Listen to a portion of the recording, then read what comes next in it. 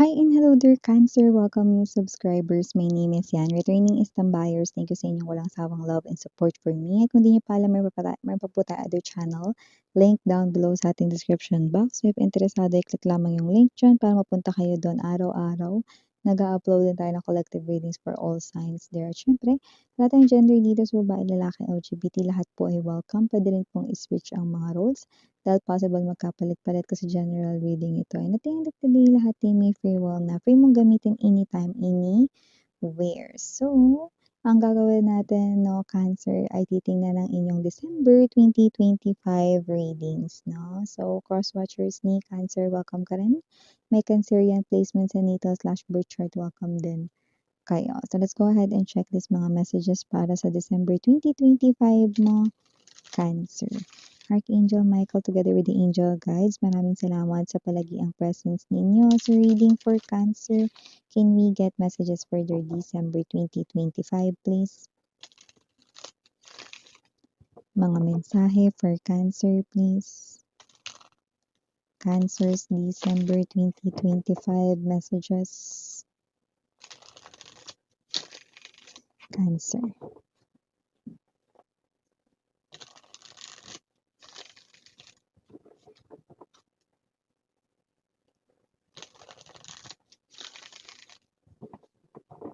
Okay, so let's go ahead and check this mga messages para sa'yo, Cancer. So guys, meron kayo ditong energy ng Three of Swords, Seven of Coins, Knight of Coins, Six of Cups, King of Cups, King of Coins, bottom of the deck, Judgment, Two of Swords, and the Queen of Swords. Oh, may magme-message, no? Pero maaaring dedmahin mo lang, no? At may energy ng pagkainis. Queen of Swords, Judgment energy, no? Possible kasi na kung sino man ito, no? Nakikita ko dito na ayaw mo itong kausap or makausap. At kung sino man yan, pwedeng yan yung nagdulot ng sakit sa ulo sa'yo. Or pwedeng yung tao din na yan ang nakikita natin dito, no? Na ayaw mong kausapin ever. Or pwedeng hindi ka pa ready kausapin yan, no? At nakikita ko dito na parang mas importante pa yung ginagawa mo kaysa yung mag-reply ka diyan kahit na ilang segundo lang naman yun.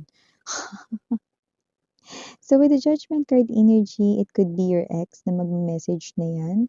Or yung energy mo kasi dito parang pagod eh. You know? Hindi dahil sa may ginagawa ka, kundi parang pagod ka ng idilyang tao na yan. Parang nakakapagod, nade-drain ng tao na yan ng energy mo. Pwedeng kahit sino rin, kahit hindi mo ex, no? Basta yung energy ng energy vampire, no? Pwedeng negative person, no? Na parang lamang yung negatibo, no? Kaysa sa positibo. Yeah, negative thinker, no? Ayaw mong kausap yung mga negative thinker. Okay? So, maliban dyan, no, may energy rin dito. Ito talaga, ex mo na talaga to, no? Walang duda. Meron ditong gustong makipag-ayos sa'yo dahil inuusig siya rito ng kanya rito, no, na konsensya. Possible na in-involve ka ng tao na to sa isang third party situation, pero dahil nga pasok pa tayo sa Mercury retrograde, minsan kailan ba matatapos yung Mercury retrograde, no? Yeah, sa 29th, matatapos na ang Mercury retrograde, no? Isa ang iyong ex ni ito, no, sa talaga naman na hindi kinaya ang lakas ng enerhiya, no, ng Mercury retrograde.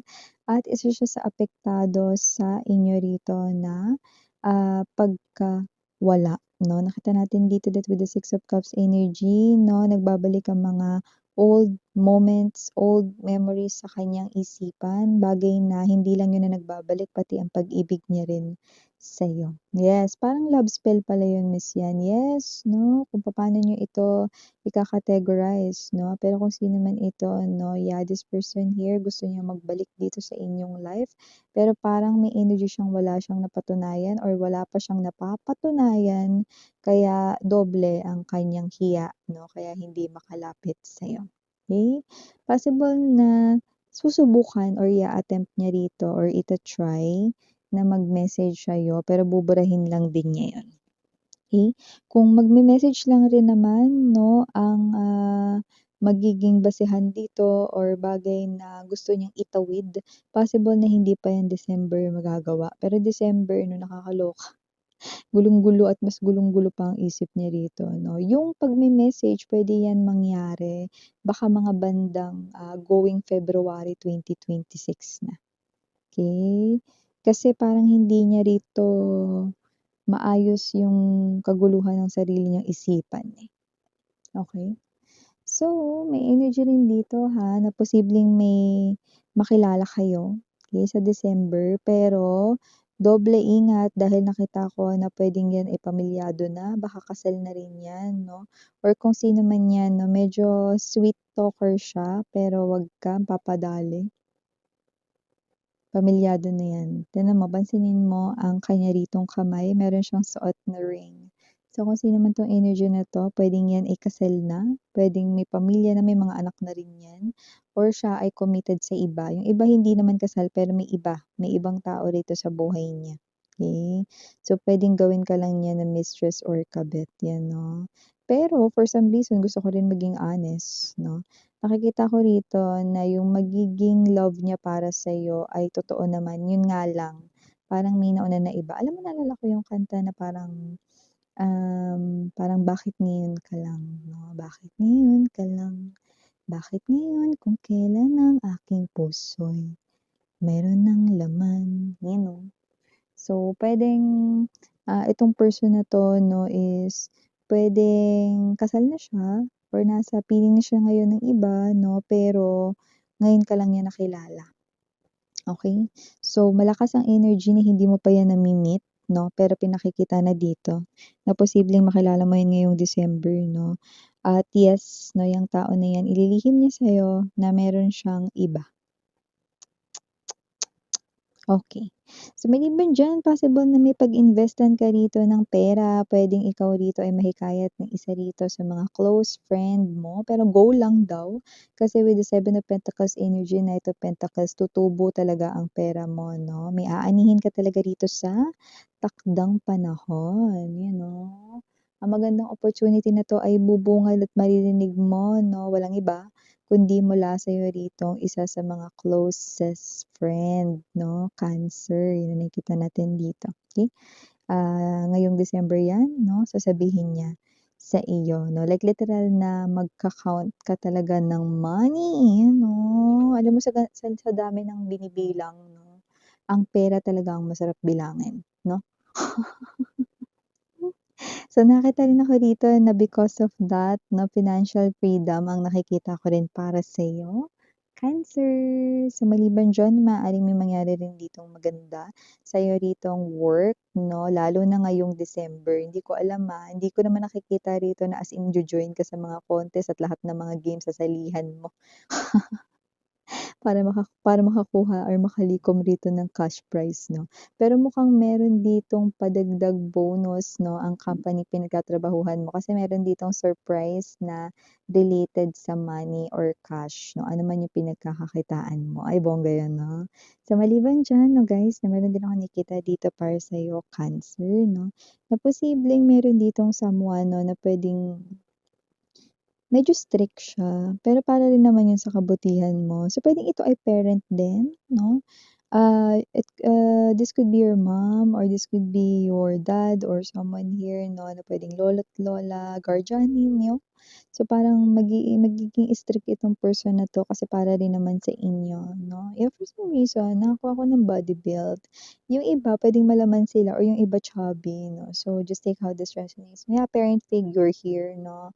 So, 'yan, or parang tumatayo rito na puwedeng ate, kuya mo, 'yan 'no. So, puwedeng mainis ka lang kasi parang feeling mo, 'di ba minsan 'pag pinaghihigpitan or parang napagsistriktuhan yung mga reaksyon din kasi na parang gano'n.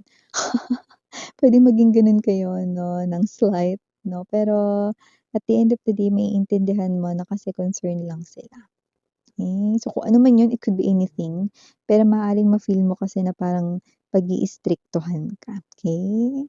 So, maliban diyan meron din tayo ditong ibang message pa para sa'yo, Cancer. possible rito 'no, na makatanggap ka rito ng gift or present 'no, sa isang person na hindi naman nagbibigay kada Pasko. Pero magugulat ka, mabibigyan ka niya rito. Wala namang nakikitang something special sa inyong dalawa, pero parang magugulat ka kasi itong person na 'to hindi naman 'to nagbibigay kapagka mga ganitong season 'no. Pero ikaw ay maaabutan, 'yan 'no. So parang ano lang, ito ay little message 'no, na parang pakris-kringle lang 'to, gano'n 'no. Pero magugulat ka na parang, "Uy, this year may pabigay siya, pero nitong mga nakaraang taon wala." So, yan, okey. So, puwedeng, itong person na 'to meron kasing transformation na nangyayari sa buhay niya and possible rin kasi na from being timid 'no, parang nagiging mas open na siya, mas nagiging sociable na siya ngayon, okey. So, puwede rin kasi na, itong person na 'to 'no is someone na parang nakikita ko rito na mas gusto niya na ngayon na maging friendly, yan, okey. Oo, maganda rin naman yung may mga friends, 'di ba? Okay. So, maliban diyan 'no, kung meron man ditong nag-aabang ng new love, yes, meron ditong new love right in here 'no, at preparing na siya to confess ang kanyang feelings for you. Pero kahit prepare na ang sasabihin niya sa'yo rito, parang hindi pa daw prepare ang body niya. Anong ibig mong sabihin dun, Miss Yan? Ako dito, parang ang nakikita ko kasi dito, parang ready na siya mag-confess sa'yo, okey, pero hindi pa daw ready yung kanya ritong katawan 'no. Anong ibig sabihin nun, Miss Yan? Alam ko pero don't get it wrong, Ang pinaka nakukuha ko dito parang tinatapos niya muna rito yung glow up niya, ewan ko parang kunyari ganito, gusto niya makatatlong session muna siya sa facial, eh, nakakadalawa siya, 'yan, ibig sabihin may isa pa, 'di ba? Para talagang 'pag humarap siya sa'yo, eh, talagang ano 'no, talagang, mas confident siya, 'di ba? Okey, so may gano'ng klase ng energy or parang may hinihintay siya rito na matapos sa kanyang ginagawa. Iba parang, ngayong December baka lumabas na talaga yung abs nila. Baka naggi-gym ito, mga gano'n. May ginagawa siya physically sa kanyang appearance 'no, para talagang 'pag umamin siya sa'yo 'no, haharap siyang mas presentable at mas attractive. Ay, iba din 'no, ibang klase ang paghahandang ginagawa niya 'no, para umamin or bago umamin sa'yo. Pero kung sa ugali mga babes, ang nakikita natin dito, habito. Kasi mabait 'to, at saka nakita ko rito hindi rin siya rito materialistic, you know. Nakita ko nga parang nung, nagsimula siyang magkagusto sa'yo, parang dun lang niya parang napansin yung sarili niya na mag-ayos-ayos 'no, ta's parang mas nakita niya rin yung parang worth niya. Alam mo parang feeling ko, nakakausap mo 'tong tao na 'to at nabibigyan mo siya rito ng matinong advice. Mm. Okey.